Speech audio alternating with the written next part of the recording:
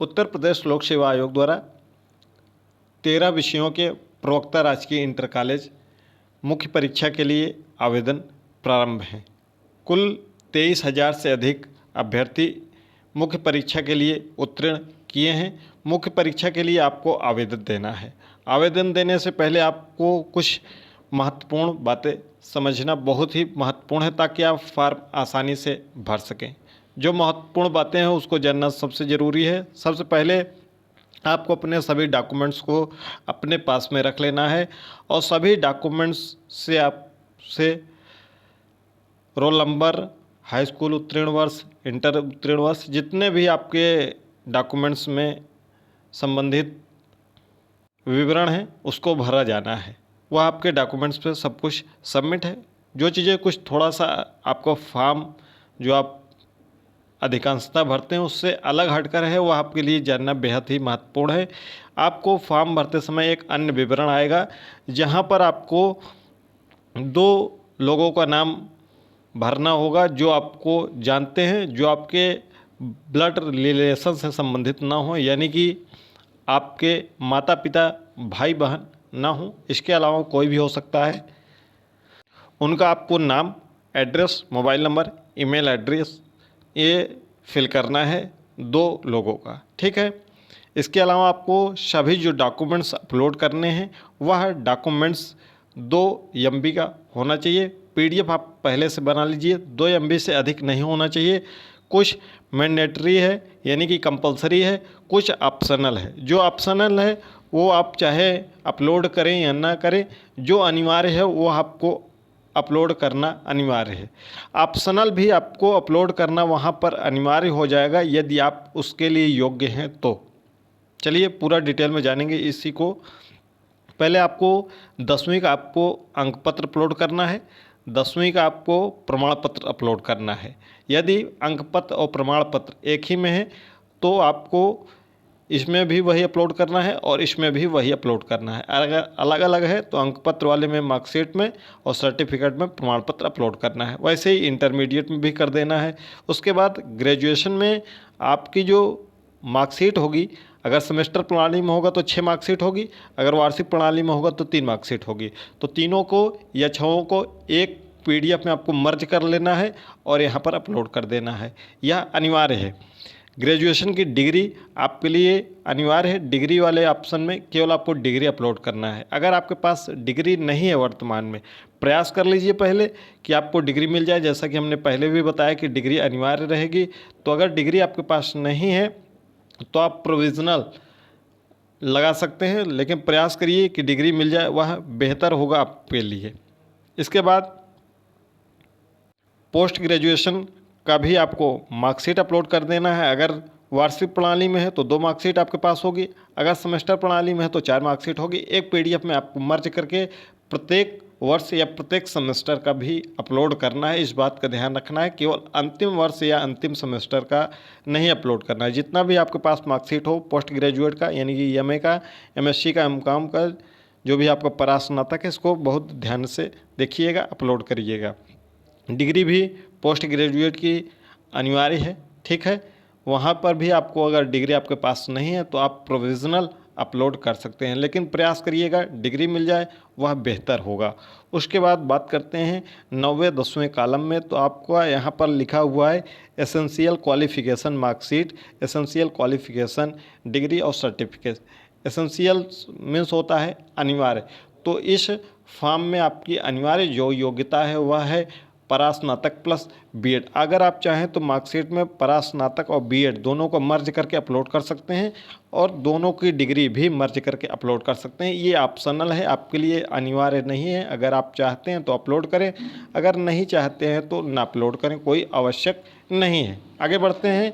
11वां column है जो कि एनओसी से संबंधित है। यदि आप सरकारी कर्मचारी हैं और आपने ये दिखाया है कि हम सरकारी कर्मचारी हैं तो ये आपके लिए अनिवार्य है। अगर आपने नहीं दिखाया सरकारी कर्मचारी तो आपके लिए अनिवार्य नहीं है। आगे बढ़ते हैं। आपको 12 नंबर पे दिख जाएगा OBC यानी कि बैकवर्ड क्लास, ठीक है। अगर आपने OBC से फॉर्म फिलअप किया है तो ये आपके लिए अनिवार्य है। अगर आप OBC से नहीं आते हैं तो आपके लिए अनिवार्य नहीं है। जो ओबीसी से आते हैं उनके लिए अनिवार्य है। इसके साथ साथ आप अपना निवास प्रमाण पत्र भी अपलोड करिएगा मर्ज करके, साथ में निवास और जाति दोनों मर्ज करिएगा, जिनका भी जाति प्रमाण पत्र अपलोड करना है। एससी कैटेगरी, तो एससी कैटेगरी केवल जो एससी कैटेगरी के अभ्यर्थी हैं उनको यहाँ पर अपलोड करना होगा, उनके लिए अनिवार्य है, बाकी सभी को नहीं अपलोड करना है। ठीक है, तो जाति प्रमाण पत्र और निवास प्रमाण पत्र दोनों साथ में मर्ज करके अपलोड करना है।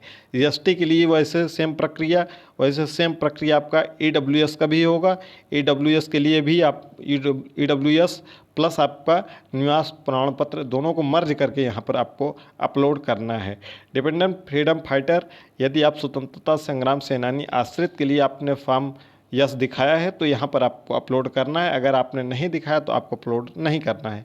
अगला है फिजिकली हैंडीकैप्ड यानी कि दिव्यांग, अगर आपने दिव्यांग दिखाया है तो आपको यहाँ पर अपलोड करना होगा, अन्यथा आपका फॉर्म रिजेक्ट हो जाएगा। ईएक्स आर्मी अगर आपने दिखाया है तो यहाँ आपको अपलोड करना होगा। स्किल्ड प्लेयर आपने दिखाया है तो आप जो सर्टिफिकेट आपका है जो कि 5 वर्ष से पुराना नहीं होना चाहिए, यहाँ पर आपको अपलोड करना अनिवार्य है। यदि आपने स्किल्ड प्लेयर दिखाया है तो फॉर्म में, अगर नहीं दिखाया है तो आपको नहीं भरना है, इस बात का विशेष रूप से ध्यान रखिएगा। एक्सपीरियंस सर्टिफिकेट, यदि कोई आपने अनुभव दिखा दिया है तो आपको यहाँ पर अपलोड करना होगा। ओ लेवल सर्टिफिकेट अगर आपने दिखाया है तो आपको दिखाना है, अगर आपको नहीं दिखाया है तो यहाँ पर अपलोड करना आपके लिए अनिवार्य नहीं है। आगे बढ़ते हैं, और भी कॉलम है।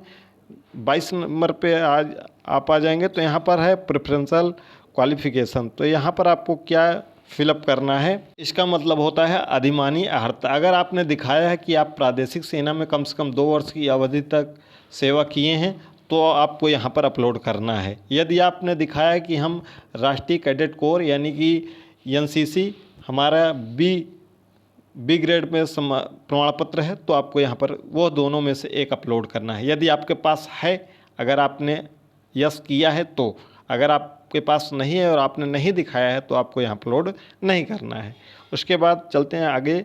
यहाँ पर आपको बीएड का मार्कशीट दिखाना है, अगर 4 सेमेस्टर हैं तो चारों सेमेस्टर का यहाँ पर दिखाना है। ओरिजिनल अगर आपके पास नहीं है, ध्यान से सुनिएगा, अगर आपके पास ओरिजिनल नहीं है तो अगर डिजी लॉकर पर है तो डिजी लॉकर का किसी यूनिवर्सिटी में 3 सेमेस्टर तक डिजी लॉकर पर अपलोड रहता है, या फिर डिजिटल अंक पत्र मिलता है, ठीक है, तो वो उसको अपलोड कर देंगे। अगर एक फाइनल हार्ड कॉपी मिलती है और 3 डिजिटल मिलती है तो 3 डिजिटल आपको लगा देना है, और एक हार्ड कॉपी में तो तीनों को आप स्कैन करके एक पीडीएफ में मर्ज कर देना है। और इसी प्रकार से आपका बीएड का यहाँ पर डिग्री अनिवार्य है। अगर आपके पास डिग्री नहीं है बीए, बीएड, एमए, तो आप प्रोविज़नल डिग्री के लिए अप्लाई कर दीजिए और मिल जाएगा तो तुरंत उसको अपलोड कर दीजिए। अगर नहीं आप अपलोड करेंगे तो आपका फॉर्म निरस्त हो जाएगा, यह जान लीजिएगा। आगे ये जो जितने कॉलम हैं ये सभी दिव्यांग जन सशक्तिकरण विभाग के 6 विषयों के फॉर्म, जो 13 विषय हैं उसमें से 6 विषयों में मात्र थे दिव्यांग जन सशक्तिकरण विभाग में, कुल 45 पोस्ट। अगर आप उसके लिए यस किए हुए हैं तो आपको यहाँ पर अपलोड करना है। स्पेशल बीएड अगर आपके पास है तो स्पेशल बीएड और डिग्री, अगर एमएड है स्पेशल तो स्पेशल एमएड, अगर आपके पास आरसीआई से कोई सर्टिफिकेट है तो उसको, साथ ही साथ आपका लेखन और पढ़ने में जो हिंदी अंग्रेजी है ब्रेल लिपि में उसका सर्टिफिकेट है तो उसको अपलोड करना है। ये स्पेशल वालों के लिए है, अगर आप स्पेशल से संबंधित नहीं हैं तो आप इस पर ध्यान बिल्कुल भी ना दें। ये इतने डॉक्यूमेंट्स आपको अपलोड करने हैं, और यह जो आपको आयोग में जमा करना है वह 19 अगस्त तक जमा करना है।